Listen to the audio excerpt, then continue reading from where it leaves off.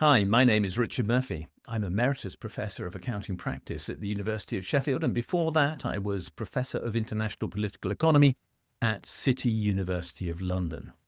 I've worked in the UK economy for 50 years, and I'm a graduate economist. What does all that mean? It means that I've thought about economics over a long period of time, and I'm interested in the history of economic thought. And that is the subject of a new series on this channel that I'm going to be producing. I believe that unless people have a genuine understanding of the schools of economic thought that have developed over time and how they have shaped our lives, then it's impossible to interpret events that are happening now in the economy in which we all live. The reality is that economists are not neutral, independent people. They live in their moment. They are people. They are subject to foibles. The influences upon them are clear, and most of them are ones that arise at the time that they live. So economists are not somehow fountains of independent wisdom who we should rely upon for all time. We should instead look upon them as people who have tried to interpret the confusing events of the period in which they live and have tried to generalize what they see into models that they think will be of use to help others understand the world in which they live. But, and I make the point very clearly, they might also be trying to influence the way in which they want people to see the world in which they live. Their stories are therefore important, but they have to be contextualized. And that matters because unless we can contextualize them, their stories do not become our stories, and our stories cannot be explained.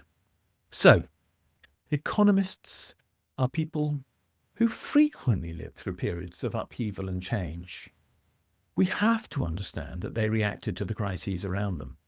Very often, the ordinary escaped their view. Again, it's important to understand that. Because if the world is very obviously moving in a direction where the outcome is unclear, and that is true of very many of the people that we're going to be talking about, what is actually ordinary and mundane escapes attention. And we have to get our heads around that.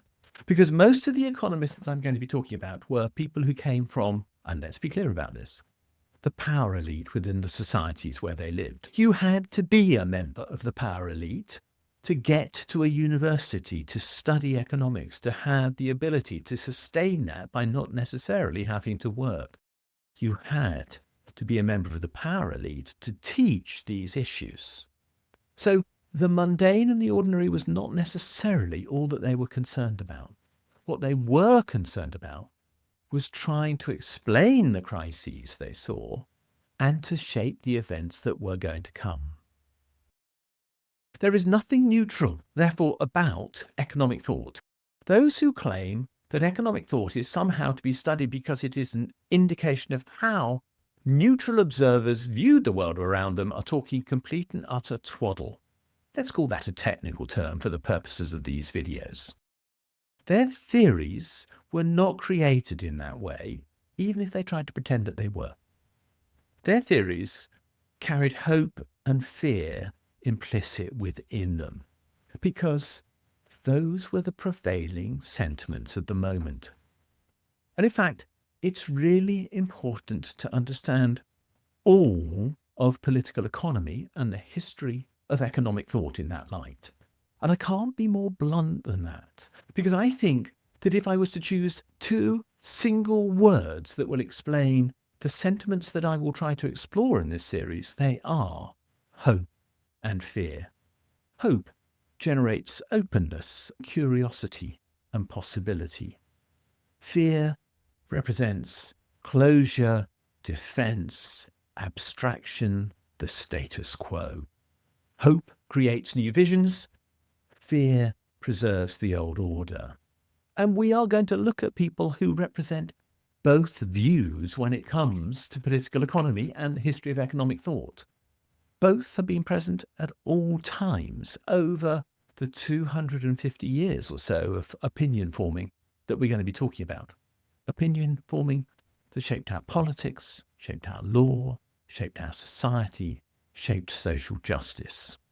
And in that sense, we have to be clear that if economics has this impact upon us, and it most definitely does, then there is nothing about economic thought that is neutral. Theories reflect, in many cases, the interests of those who have power. Very little economics has been written to represent the interests of those without power. That is a relatively recent phenomenon, and we have to understand that, because politics very commonly has served some in society, but not all. Political economy is the study of economics which tries to understand that by looking at the relationships of power, by trying to find out what the real story is. Why did people tell the stories that they did? And what was the power that they tried to reinforce as a consequence? So we have an interesting journey ahead of us in the series that I want to create. The point about this series is that it is not meant to be a comprehensive review of every thinker in political economy. That would be absurd. It would not be possible. It would get pretty boring. It would get pretty technical. And I don't think that would serve my purpose. My purpose is to provide you with a flavour of economic thinking over time and how we got to this point in time. So we're going to have to take a journey through the classical economists. There are people like Adam Smith, David Ricardo, John Stuart Mill, Karl Marx, and how hope and fear shaped their views of early capitalism and what it could do and what the threats implicit within it are. Then we'll move on and we'll look at Neoclassicism, the era that started from the 1870s or so onwards, that retreated from the observational style political economy that was pursued by the classical economists. You won't find a formula in Adam Smith, and you won't find formulas in Karl Marx or John Stuart Mill or David Ricardo, but you will find them in Neoclassicism. There was a retreat from the 1870s onwards into abstraction, and there was a change in emphasis. The basis of wealth in classical economics was labour. The basis of wealth inside Neoclassicism was profit. The whole purpose of Neoclassical economics was to defend the right of people to make profit on the back of labour. And so these two schools, which sound as though they're related, are in fact in many ways opposed to each other. They represent a fundamental difference in thinking, as the rise of the corporation was observed by the economists of the 1870s onwards. That lasted until the era after World War I. Then it was apparent that things weren't working. And we come to the last of the great neoclassicists in some way, who was also, of course, the first Keynesian, because we're talking about John Maynard Keynes, the person who confronted crisis with both hope and balance, but in turn whose ideas may now be out of date, as might be those of the Neo-Keynesians who followed his broad lines of thinking, but changed them significantly. So we'll be looking at them. And we'll be looking at the great alternative school that appeared at that time, which was Neoliberalism. When we go back to the people who founded it, we look at Hayek and we look at Friedman. They also were neoclassicists, but who broke away and created a new school of thinking. Neoliberalism was most definitely a new school of economic thinking.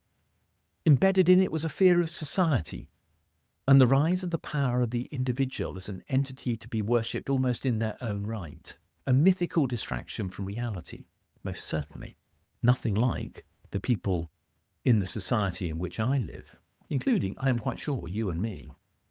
And after these two schools of Keynesianism and neoliberalism, and I'm going to ignore some others that have existed during the course of this period because I don't want this series to go on forever, there are the heterodox movements that we now see. Those like modern monetary theory, but there are others, for whom the great fear is one of collapse, because we're seeing neoliberalism come to the end of its course, as we saw Neo-Keynesianism do so before it. There is now a need for renewal. And why we'll look at the heterodox movements is because they are where we're likely to find that renewal. So just what are we going to do?